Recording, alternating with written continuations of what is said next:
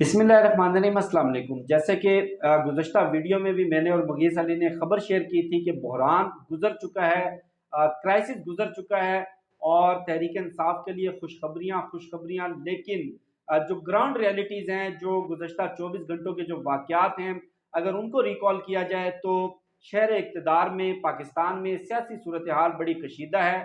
एक तरफ हुक्मरान इत्तेहाद 13 जमातें पाकिस्तान की अदलिया पर, सुप्रीम कोर्ट पर हमलावर हैं। हर मुमकिन हथकंडा, हर मुमकिन तरीका इस्तेमाल किया जा रहा है। जजेस की फैमिलीज को टारगेट किया जा रहा है, उनकी किरदार कशी की जा रही है, कानून साजी करके पाकिस्तान के जो आला अदालती निज़ाम है उसको तबाह करने की कोशिश की जा रही है। हर मुमकिन तरीके से झुकाने की कोशिश की जा रही है।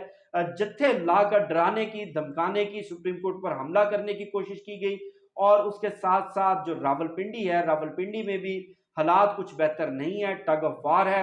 और इस पूरी सूरत हाल में कौमी सलामती कमेटी का इजलास हुआ। उस इजलास में जो एलामिया आया, उस एलामिया ने भी बड़े लोगों के आप कह लें कि कान चौंका दिए।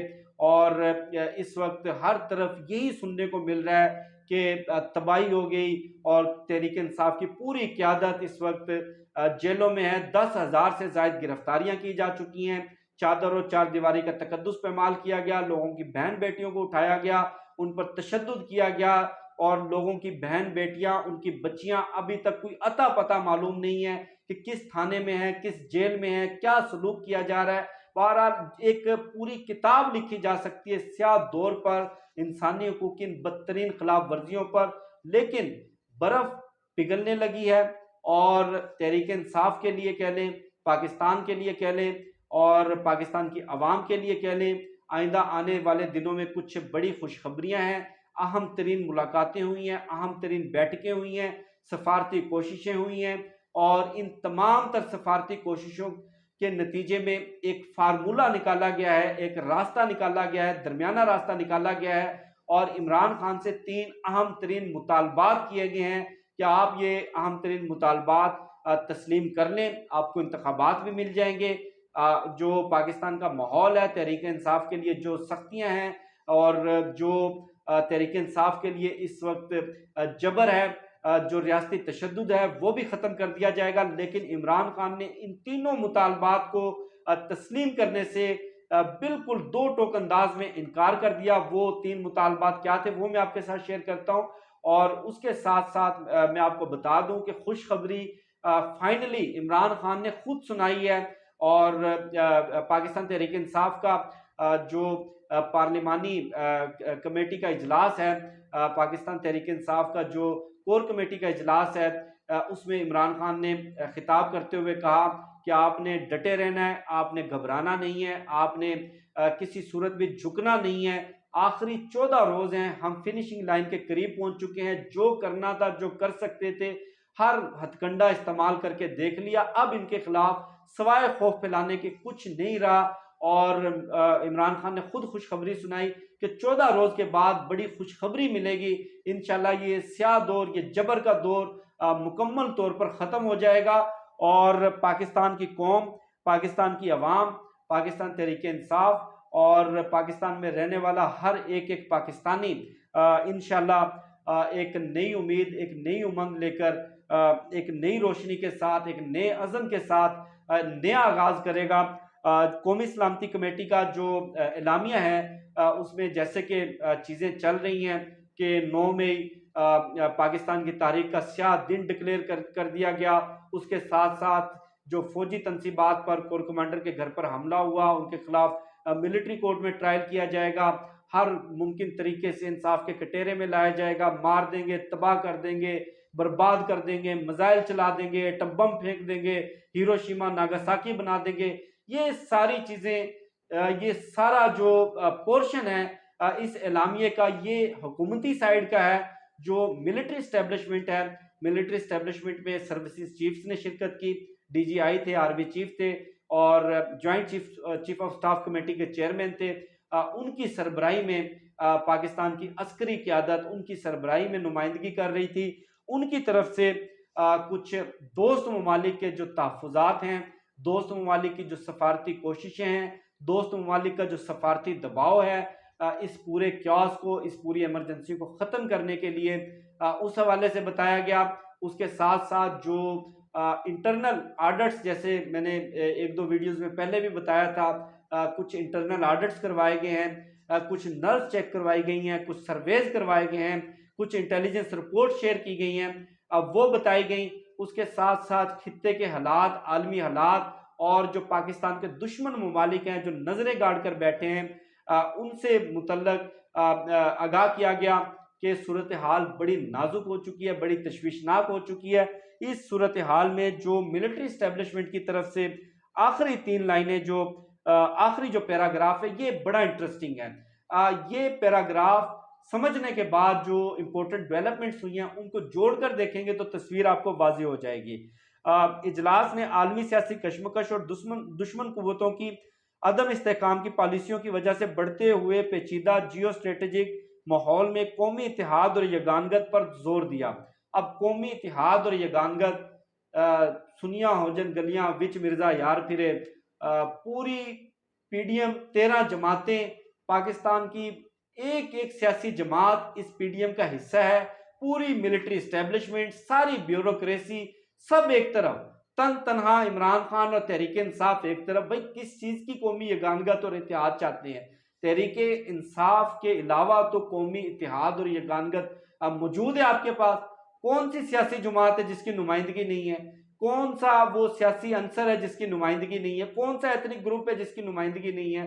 कौन सा मजहबी ग्रुप है जिसकी नुमाइंदगी नहीं है? बहरहाल उसके साथ साथ जो आखिरी पैराग्राफ है, जो आखिरी 3 लाइनें हैं, ये पूरा मंजरनामा और आइंदा के हालात को वाजे करती हैं। फोरम ने सियासी इख्तलाफात को महाज राय के बजाय जमहूरी इकदार के मुताबिक मुज़ाकरात के जरिए हल करने की जरूरत पर जोर दिया।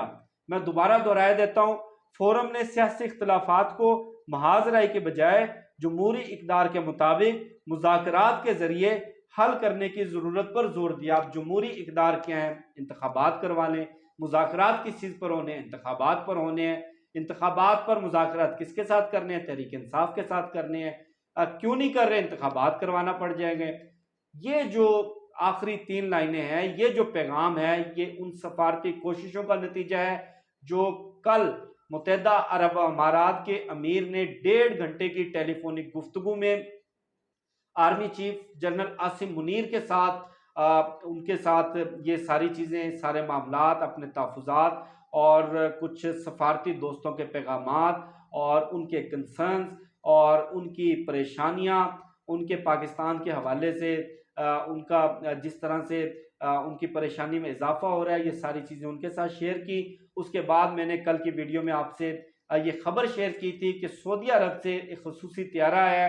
उस खसूसी त्यारे में अहम तरीन शख्सियत थी, वो पहले सऊदी सफारत खाने गई, उसके बाद अहम तरीन मुलाकातें हुई और आज सऊदीया के नायब वजीर दाखिला, सऊदी वली अहद, सऊदी वजीर आजम मोहम्मद बिन सलमान का अहम तरीन पैगाम लेकर आए।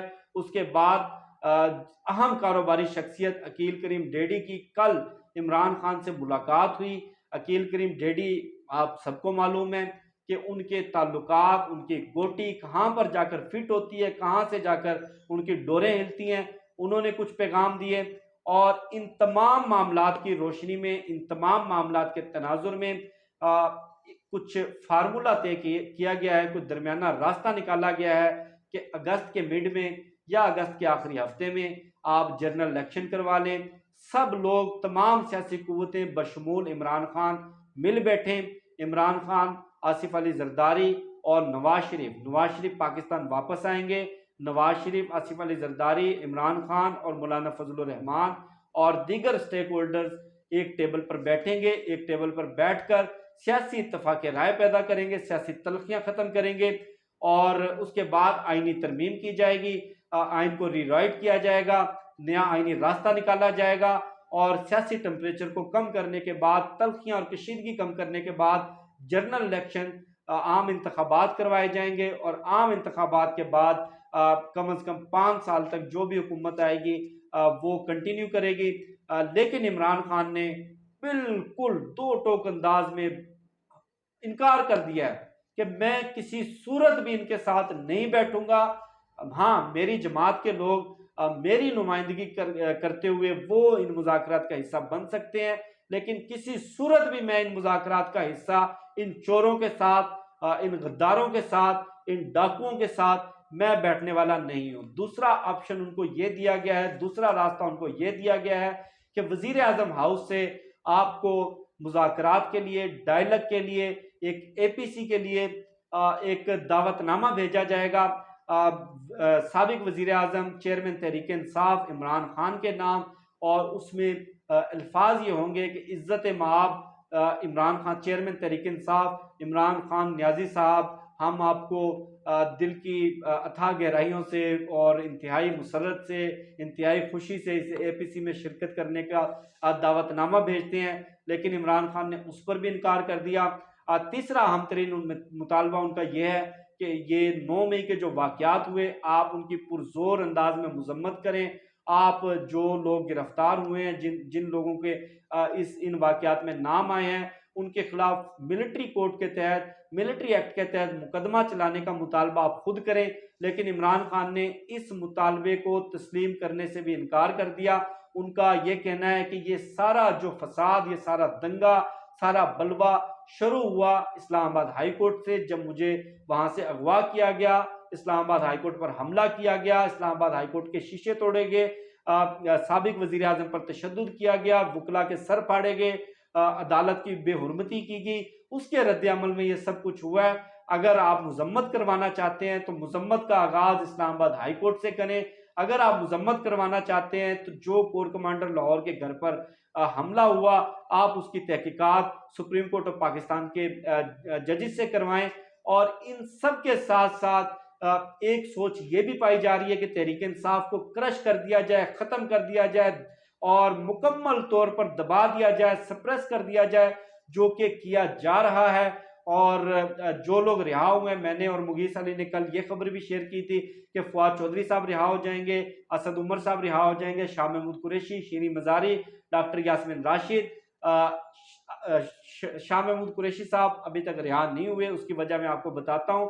फवाद चौधरी साहब रिहा हुए, लेकिन उनकी रिहाई के बाद उनको दोबारा गिरफ्तार करने की कोशिश की गई और इस्लामाबाद हाई कोर्ट ने फिर दोबारा उनको प्रोटेक्शन बेल दी, खुसूसी एक ऑर्डर लिख कर दिया और खसूसी मैसेंजर के जरिए आईजी पंजाब के पास पहुंचाया।